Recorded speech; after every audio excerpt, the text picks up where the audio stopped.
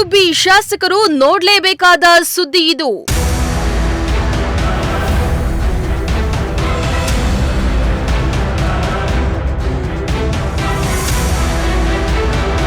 ನಿರ್ವಹಣೆ ಇಲ್ಲದೆ ಗಬ್ಬೆದ್ದಿದೆ ಸಾರ್ವಜನಿಕ ಶೌಚಾಲಯ.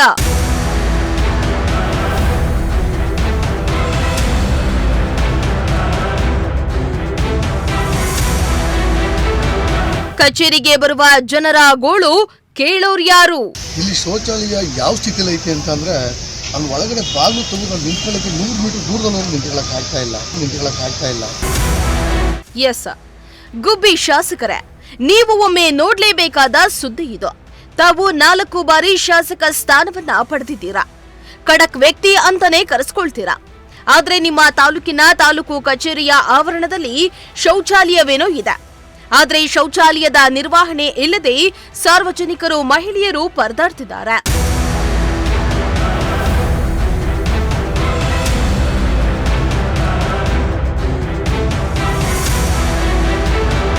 ಹೌದು, ಗುಬ್ಬಿಯ ತಾಲೂಕು ಕಚೇರಿಯ ಆವರಣದಲ್ಲಿರುವ ಸಾರ್ವಜನಿಕ ಶೌಚಾಲಯದ ನಿರ್ವಹಣೆ ಇಲ್ಲದೆ ಗಬ್ಬೆದ್ದು ನಾರ್ತಾ ಇದೆ.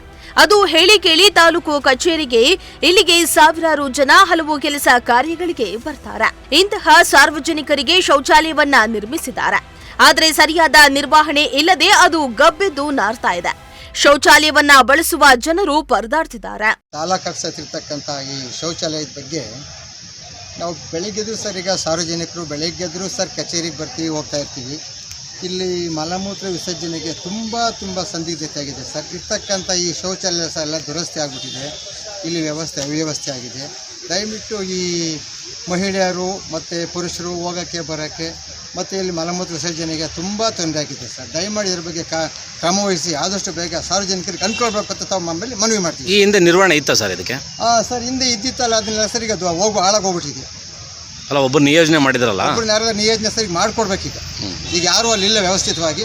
ಅದನ್ನ ಮಾಡಿಕೊಟ್ರೆ ಸರ್ ಸಾರ್ವಜನಿಕರಿಗೆ ತುಂಬಾ ಅನುಕೂಲ ಆಗ್ತೈತೆ. ಇನ್ನು ಈ ಶೌಚಾಲಯವನ್ನ HEL ವತಿಯಿಂದ ಸಾರ್ವಜನಿಕರ ಅನುಕೂಲಕ್ಕಾಗಿ ತಾಲೂಕು ಕಚೇರಿ ಆವರಣದಲ್ಲಿ ನಿರ್ಮಿಸಲಾಗಿತ್ತು. ಆದರೆ ಇಲ್ಲಿನ ಶೌಚಾಲಯದ ನಿರ್ವಹಣೆಗಾಗಿ ವ್ಯಕ್ತಿಗಳನ್ನ ನೇಮಿಸಿಲ್ಲ. ಕಳೆದ 2 ತಿಂಗಳಿನಿಂದ ನಿರ್ವಹಣೆ ಇಲ್ಲದೆ ಸೊರಗ್ತಾ ಇರುವ ಪರಿಸ್ಥಿತಿ ಬಂದೊದಗಿದೆ. ಇಲ್ಲಿಗೆ ಬರುವ ಸಾರ್ವಜನಿಕರು ಗಬ್ಬೆದ್ದು ನಾರ್ತಾ ಇರುವ ಶೌಚಾಲಯವನ್ನ ಬಳಸಬೇಕಾಗಿದೆ.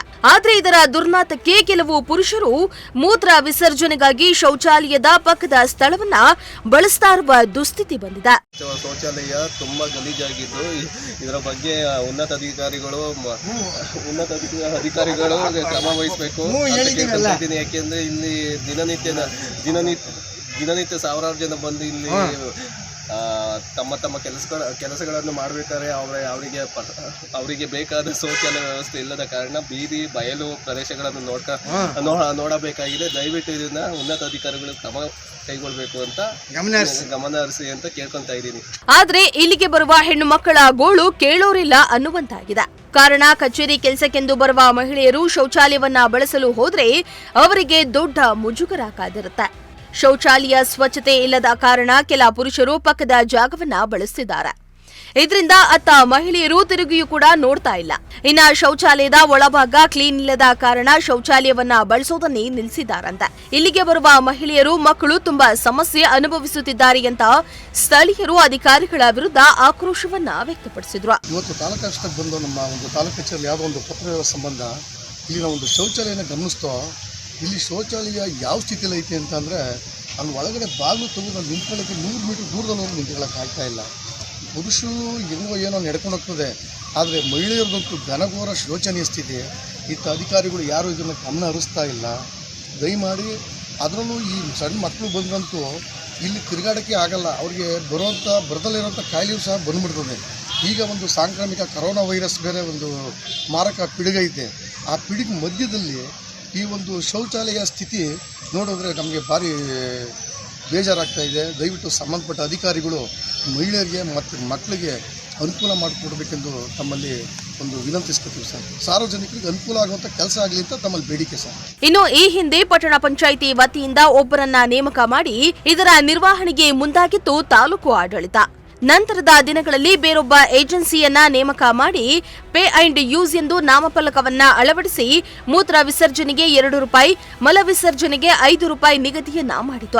ಆದರೆ ಕೆಲವು ದಿನಗಳ ನಂತರ ಇಲ್ಲಿ ಸಿಬ್ಬಂದಿಯೇ ಕಾಣದಂತಾದ್ರು. ಇನ್ನು ಇಲ್ಲಿ ಬರ್ತಾ ಇರುವ ದುರ್ನಾದಕ್ಕೆ ಶೌಚಾಲಯವನ್ನ ಬಳಸಲು ಕಷ್ಟಕರವಾಗಿದೆ. ಕೂಡಲೇ ಸಂಬಂಧಪಟ್ಟ ಅಧಿಕಾರಿಗಳು ಇತ್ತ ಗಮನ ಹರಿಸಿ ಸಮಸ್ಯೆಯನ್ನ ಬಗೆಹರಿಸಬೇಕಾಗಿದೆ. ದೇವರಾಜು, ಪ್ರಜಾಶಕ್ತಿ ಟಿವಿ, ಗುಬ್ಬಿ.